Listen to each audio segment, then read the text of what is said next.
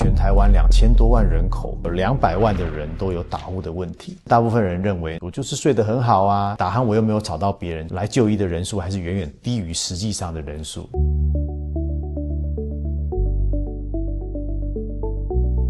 其实并不是肥胖的人才会有打呼的问题或呼吸中止症。亚洲人来讲骨架脸型也是一个因素。有一些病患虽然不肥胖，但本身他的下巴比较后缩，或者他上颚比较狭窄，这种先天就处于一个呼吸道空间不利的状态，特别容易打呼。那第二个，有可能他有严重的鼻塞、鼻过敏、肥厚性的鼻甲或者是鼻中隔弯曲，这个也比较容易打呼。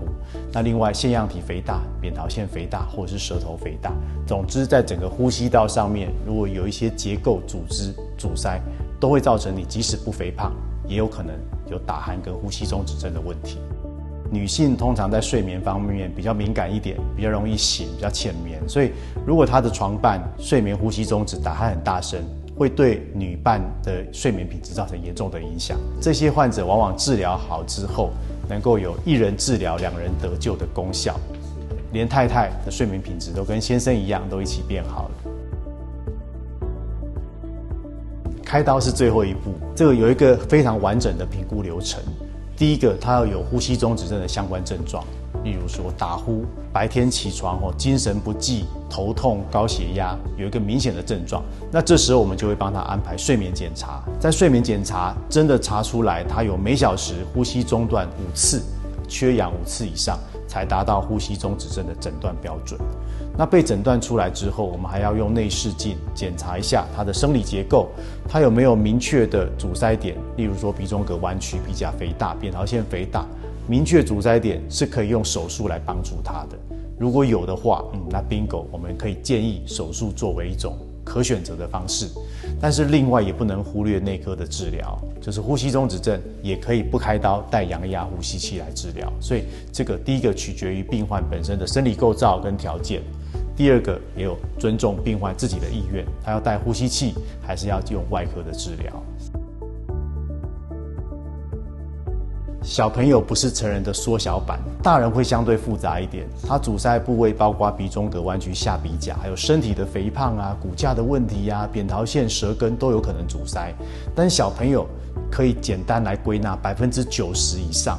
都是扁桃腺跟腺样体的问题啦。第一个要看有没有呼吸中止的症状，打鼾、张口呼吸，那白天会觉得注意力不集中。那学习上面常常比较坐不住，甚至被老师抱怨有疑似过动的症状，这很多都是小朋友的呼吸中止症的相关症状。第二个，在门诊我们经过理学检查或者是 X 光或内视镜，确定他的扁桃腺跟腺样体是肥大的。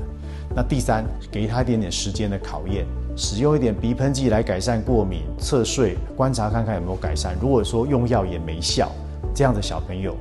大概就没有疑问，我们用手术来帮忙他。2岁到10岁左右，这段时间是他们最容易被扁桃腺腺样体阻塞的年纪。10岁、11岁以上进入青春期，骨架的发育变大，所以它整个阻塞的症状就会变得比较不明显。大概是2岁到10岁这一段还没有完全长大，但是又经过了一段时间的反复扁桃腺发炎，所以容易造成阻塞特别严重。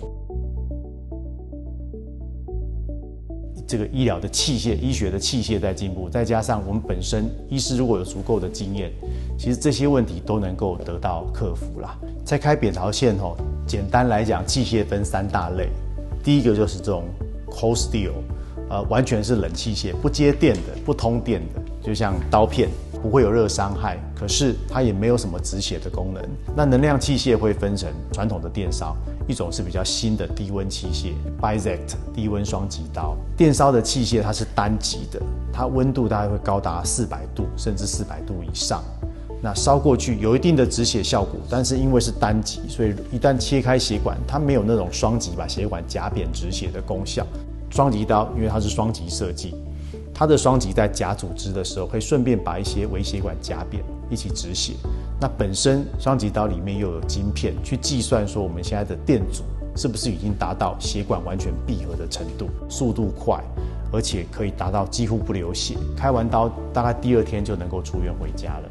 疼痛指数能够降低到跟感冒喉咙痛差不多。有蛮多好处。所以目前来讲，我临床上都会比较推荐病患用比较先进的低温双极器械。以往是睡了12个小时还是觉得好累，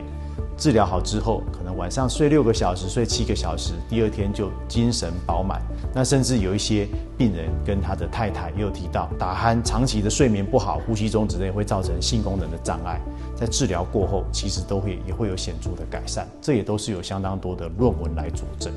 所以如此看来治疗呼吸中止症真的是不只是改善打鼾，不只是改善白天精神，对你的全身的各个器官、各个系统，还有长久的生活品质跟健康，都会有全方位的注意。小朋友呼吸中止常见的症状就是打鼾跟张口呼吸。那另外，如果长期不治疗的话，晚上睡不好，白天精神不济，学习成绩都不好，就会被老师觉得好像是不专心，故意找茬，或者是笨。那另外，因为夜间睡眠不好，生长激素也不会分泌，所以长不高，就比较矮小。那另外，长期的打鼾跟张口呼吸会让他上下排牙齿各长各的，牙齿会齿列不整，会龅牙，下巴会缩进去，整个脸型会变得比较奇怪。如果是呼吸中止症的小朋友，及